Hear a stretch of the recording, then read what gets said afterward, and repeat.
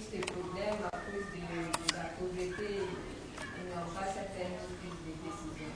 Donc, très souvent, les femmes, il y a beaucoup de femmes autochtones qui se trouvent dans cette situation.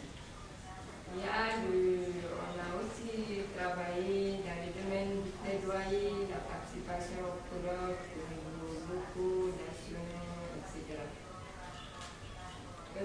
Cependant, je vais vous parler d'une expérience concrète que l'association vient de mener au Burkina Faso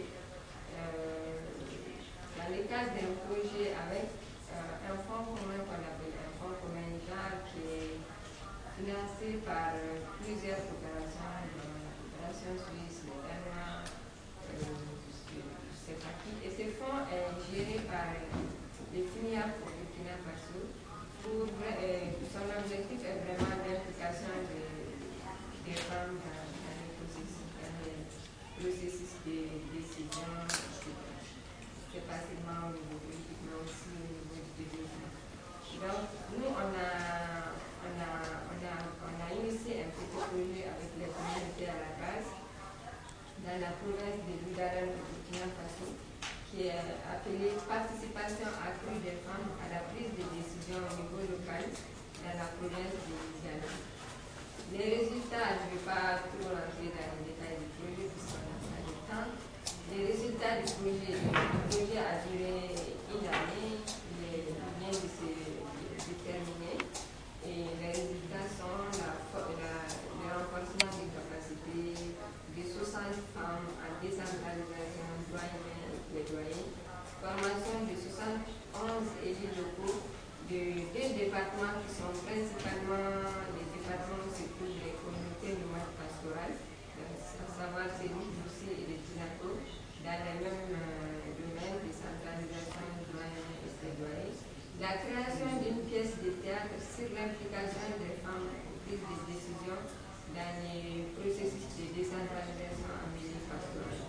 Et la production de deux films, l'un sur l'activité du projet elle-même, donc des films résument un peu l'activité, et l'autre c'est sur la pièce qu'on a créée pour l'implication des femmes.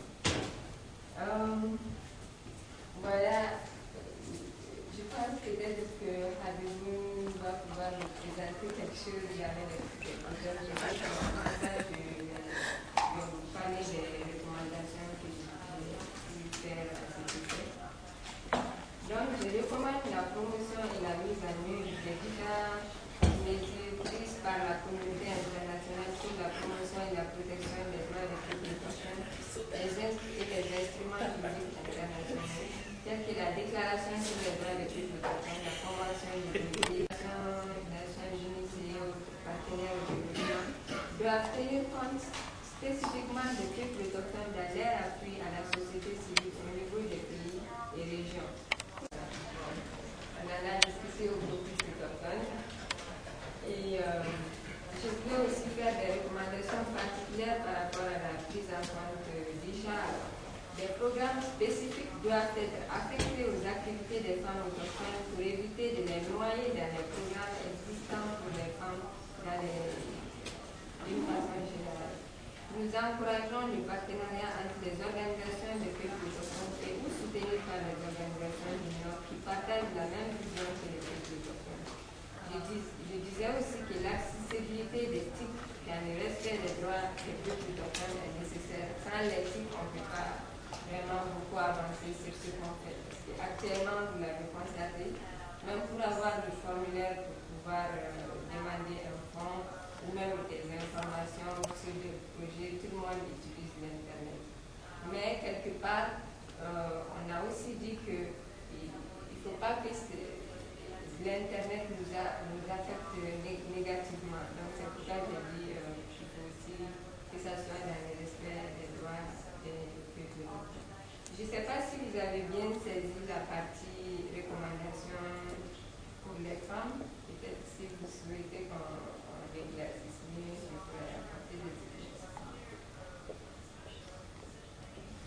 Je ne sais pas s'il y a des questions où on regarde les films d'abord. C'est pas long, c'est des